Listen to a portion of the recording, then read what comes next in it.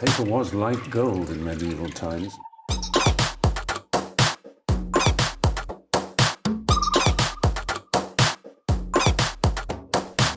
Oh, not tobacco, sugar.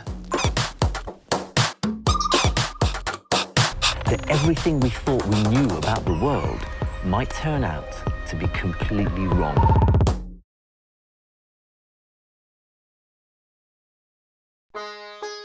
This week, I've come to the northernmost part of my travels in India, the Punjab, known as the breadbasket of the nation and one of the most affluent states in the country because it produces much of India's wheat, rice, milk and dairy foods.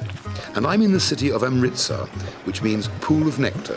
It's the centre of the Sikh religion and the largest city in the Punjab. And it's quite different to the other Indian cities I've visited, with the exception, of course, of the traffic, maniacal driving and horn blowing. It's quite structured and orderly. The streets are clean and there are no beggars or shanty towns. 52% of the population are Sikhs, whose colourful turbans brighten up the drab townscape. Because I can't read the street names, I identify various areas of the city by the types of shops or stalls. For example, one street is just full of cycle stalls, another sewing machines. Hence I go down Bike Street, turn left at Sewing Machine Road and on to Tandoori Alley to buy an oven. Tandoor ovens play a very important part in Indian cooking. And as you can see, they're made by hand from a mixture of coconut fibre, clay and water. It takes about 3 days to build one this size, and then they're left in the sun for a day or 2 days to really harden up, and then they're sort of glazed on the inside with a paste made from spinach, sugar and mustard. Curious, but they're very effective things, and I'll be cooking with one in a minute. After some really harsh haggling, I pay the princely sum of 60 rupees, about a quid, and hop onto a horse-drawn cart and trot off down Grand Trunk Road, as Tandoori Alley is officially known. Anyway, driver, don't spare the horses, get me to my cooking sketch on time. I really enjoy going to the little villages and homes. The people are friendly and hospitable and really helpful, even though they are clearly utterly baffled by the antics of a TV crew who demand silence from their hosts and generally tip their homes and gardens upside down and create total havoc. And of course, any sane cook would place his tandoori oven in the shade. But in television land, there is no shade, shadows, people or noises. So that's why I'm off to a boiling hot mud courtyard, which is in itself a tandoori oven. Probably the most popular Indian food is cooked in the tandoori clay oven. So I'm going to do a feast to celebrate Punjab tandoori cooking. I'm going to first of all make a kebab of paneer cheese, tomatoes, onions, pineapple and peppers. And the marinade is very simple. It's salt, lemon juice, cumin powder and chaat masala powder. Just mix that in there like so.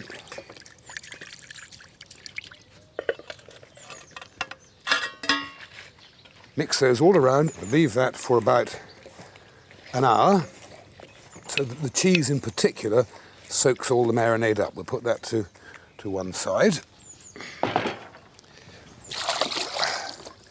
Messy business. Now, tandoori chicken. This is the wonderful thing. Has a wonderful marinade. You need to keep it in for about 3 hours, and it starts with some fresh yogurt, then some garlic and ginger paste. Just blend that in your food processor.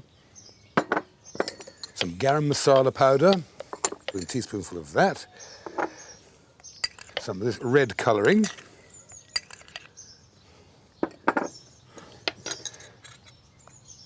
Chili powder, lemon juice, some rich cream, and some salt. Now you stick your chicken pieces into that in the fridge for about 3 hours. And incidentally, you should always skin the chicken, take the skin right off, cut some slashes, like I've already done here, slashes so the marinade can get right into the whole thing.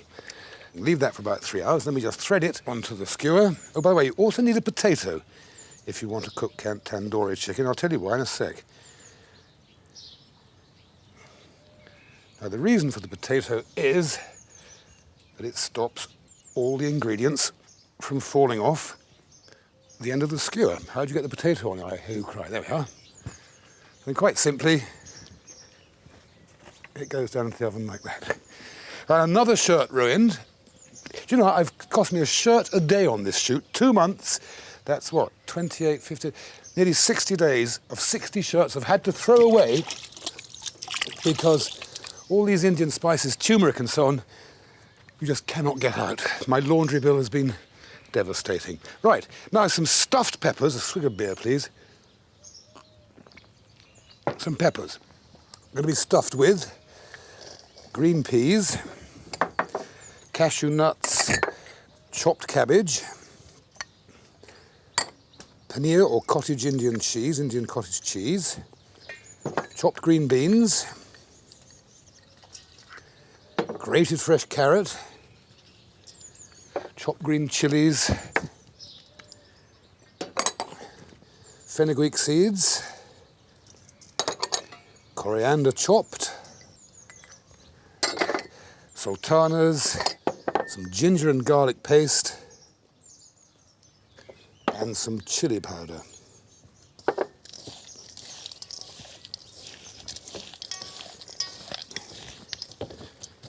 And a drop of lemon juice.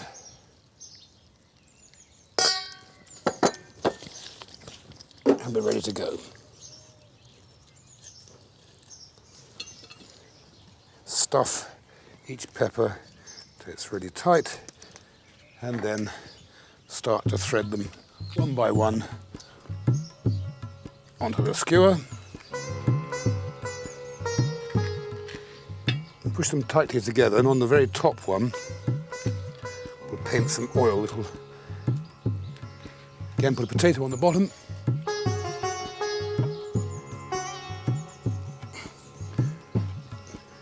Oh, extremely difficult to get potatoes on these things. There we are. And we'll just zap a drop of oil over those.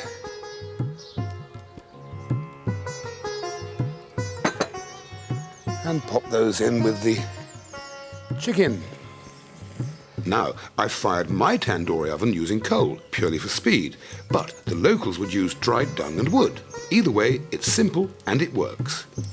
Now here's another dish which you could bake in the tandoori, or as I'm going to do, you shallow fry it. It's a wonderful dish of spinach, cooked spinach and chopped, mixed with some grated paneer, cottage cheese, Indian cottage cheese, with some garam masala powder, some cardamom powder, some chopped cashew nuts, some chopped green chilies, some freshly chopped coriander leaves, a little salt, some ginger and garlic paste. Now we mix that up.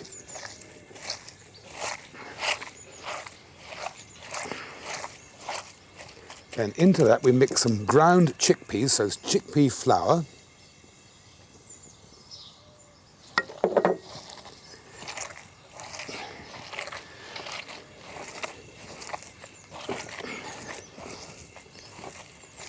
Just adjust my stove here.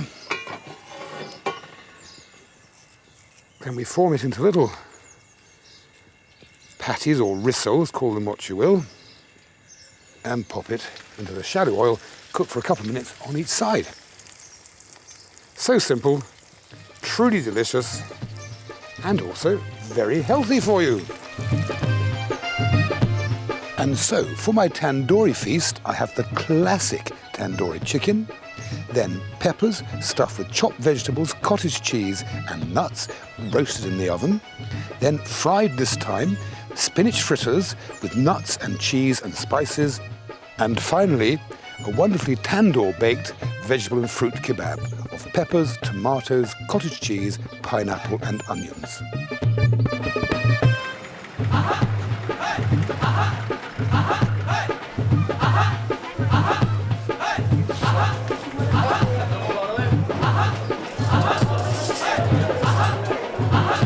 Restaurants like this, known as dabas, abound in the Punjab. They serve simple, nutritious and substantial dishes, which which are freshly prepared each day for the hundreds of truck drivers and workers who can eat here very cheaply. Typical dishes will include spinach paneer, aubergine or chickpea curry, dal and chapatis. And, talking of chapatis... Hello, can I have one, please? Thank you very much. You'll find these portable chapati trucks all over Amritsar. It's a moving tandoori oven. This one's fired by coal. He makes various different flavours. One I've ordered is stuffed with spices, of course, because it's slightly hot, fresh mint, cheese and mashed potato. And I'll report on the taste just as soon as it arrives. It should take about 45 seconds. Thank you very much. Thank you. And they also give you a dish of chickpeas. It's absolutely terrific.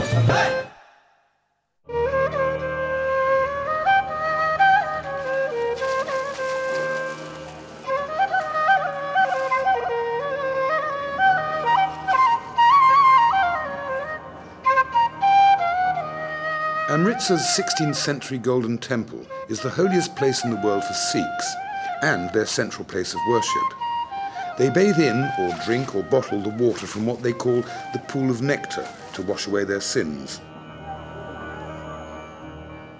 It's hard to credit that this tranquil haven was the scene of bloody violence in the early 1980s that led to the death of many Sikhs and the assassination of the then Prime Minister, Mrs. Gandhi.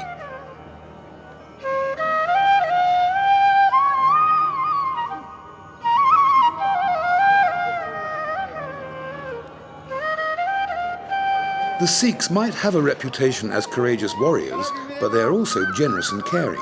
They love to share food with strangers, regardless of creed, colour, caste or gender. Hence this vast dining hall, where anyone at all may eat for free, and some 30,000 souls do so daily.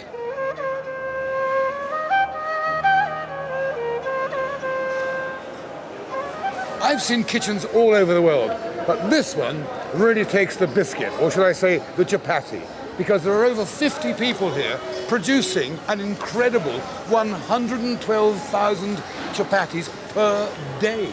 Each one, clearly as you can see, made by hand, and they're all volunteers. This kitchen is truly incredible. They prepare each day 2 tons of vegetables. This is cabbage and potato. They prepare also 1 ton of lentils every day, and it's all free. So if you're ever stranded in Amritsar, this is a place to come for lunch. Punjab is home to Bhangra music and dance, and loud and impressive it is too. Anyway, off with my dancing shoes and into my hotel kitchen I go. A very delicious, simple, but time-consuming Indian dessert is called a kulfi. It's a kind of an ice cream. You take a few pints of really rich, creamy milk, put it on the gas over a low gas, and stir all the time till it reduces down to this fairly thick consistency. And just to make sure it's thick enough, you could add a teaspoonful of corn flour. Then you add in some cardamom seed powder, like so, some pistachio nuts, chopped, like so, and then some whole cardamom pods, which are these, which you just break up and chuck in about half a dozen of those. So the ingredients really are simply milk, pistachio nuts, cardamom pods, and cardamom powder. Now, while that's still warm, let the spices infuse in that, and the second it's cold, you open up one of these little moulds, pour it in, pop it in the freezer, leave it overnight, and you have a superb pudding. Now, that's a traditional one, but Chef Sandhu and I have devised a new Indian pudding, never seen before on television, and certainly never seen before in India. What it is, it's a mango sorbet with chilies and mint. So first of all, we put some pureed mango into the sorbetier. An ice cream maker will do. Then we're going to add some beaten up egg white. Then we're going to add some cane sugar syrup. So, then a little bit of lemon juice, or lime juice. Then the great fun thing, some red chilies, very hot, and some refreshing chopped mint.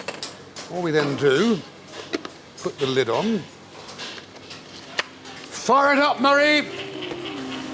good, isn't it? So 2 delicious Indian puddings, a kulfi with creamy milk, cardamom and pistachio nuts, and my very own spicy mango sorbet with chilies and mint. The Punjab is flat, very flat, and as you drive out of Amritsar, you will pass wheat and maize fields, paddy fields and water buffaloes. And if you survive the terrifying traffic, you will eventually find me in this picturesque village, doing cooking. One of my favourite Indian dishes is mutton rogan josh. I've eaten it dozens of times, I've never cooked it before, so here goes. First thing we have to do is crackle some cardamom seeds and some cloves into hot oil. This brings the flavour out of the spices. Oh, it's really crackling. Then we add some chilli and ginger paste. Then we add some fried onions, pureed, fried and browned and then pureed.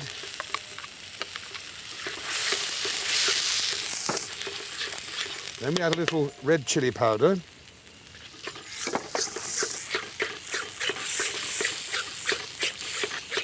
Cook that until the powdery effect of the chilli powder is gone. Then we stir in some yoghurt. And then we put our pieces of mutton. It's on the bone. It does taste so much better if it's on the bone, even though it's fiddly, I know to eat.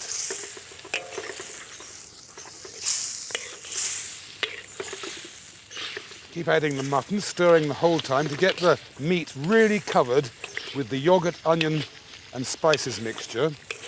And we need to cook this until it's really quite dry before we go on to the next phase. That means that the meat will have really taken on the flavour of the yoghurt, the spices and the pureed fried onions. Add a drop of salt at this stage.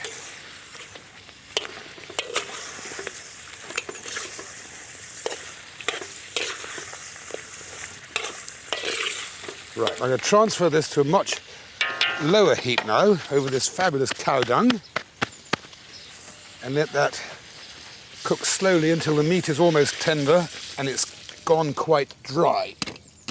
So that's one of the cow dung. Good.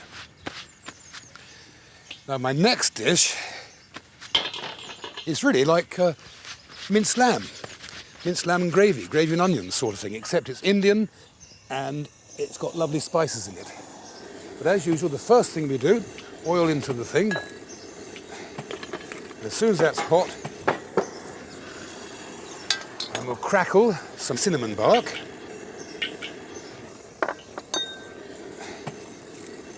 Some little famous green pods, cardamom pods, and some cloves.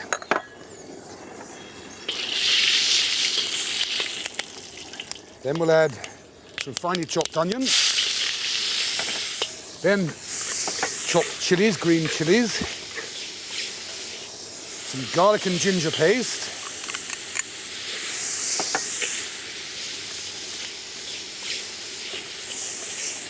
Then we'll add some minced lamb.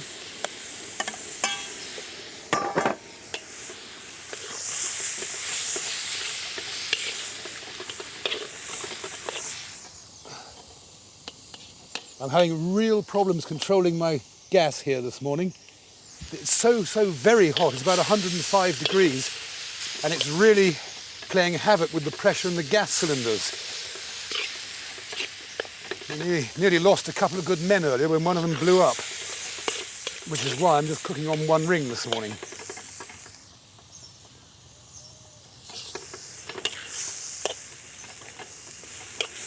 Right, next we'll season that with some pepper. Incidentally, in the old days, all Indian food was spiced with pepper because it wasn't until the Middle Ages that the Portuguese introduced the chili here in the subcontinent. Then I've got a lovely puree of cooked spinach mixed with mint and coriander. Lovely green puree. Stir that in.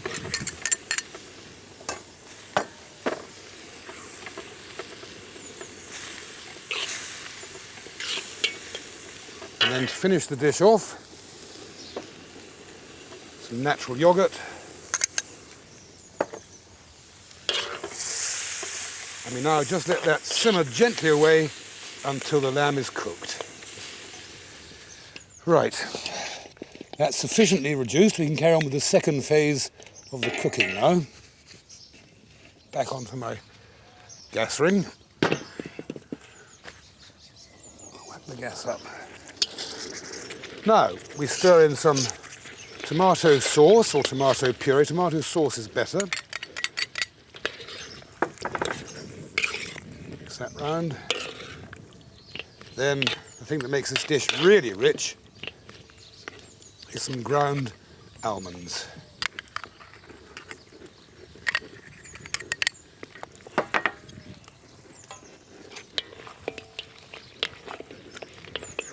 And just let it finish cooking till everything's tender. And just before we eat it, I shall garnish it with thin strips of fresh ginger, some saffron, some fresh fennel, and some silver leaf. That's lamb Rogan Josh.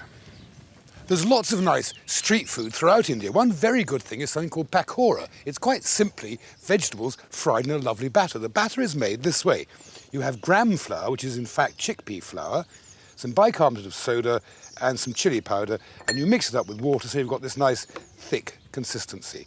Then very simply, you take, say, an onion ring, dip it in, pop it into the fat. Then maybe a little floret of cauliflower, blanched already. Put a piece of cauliflower in. A little piece of eggplant or aubergine. A slice of potato. The list is endless. You could do all sorts of things. Serve them with some chili sauce and perhaps some mint pickle or mint chutney, and squeeze some lime over it, and it makes a wonderful snack. So, the first dish is minced lamb, cooked in yogurt and spinach, garnished with edible silver leaf and chopped tomatoes. Next, pakora, very simply, slices of fresh vegetables fried in spicy batter. And finally, lamb Rogan Josh, a delightfully smooth curry cooked with all the usual spices and made very rich by adding pureed almonds and garnished with silver leaf and saffron. I suppose we're all, certainly in the UK, very familiar with Punjabi food, with tandoori chicken and the likes. And of course, I had to come to Amritsar to see the tandooris. But I have to tell you, Amritsar is a bit of like a one-story town. I mean, apart from this fantastic building behind me, it's a bit drab. Although, having said that, it is really worth spending a couple of hours at the Golden Temple. It's a very serene experience. But I think, apart from my cooking, the highlight of my trip has been in Amritsar's latest, newest hotel. It's beginning of June right now, and I've just had a lunch of chips and whiskey and Christmas carols played to me.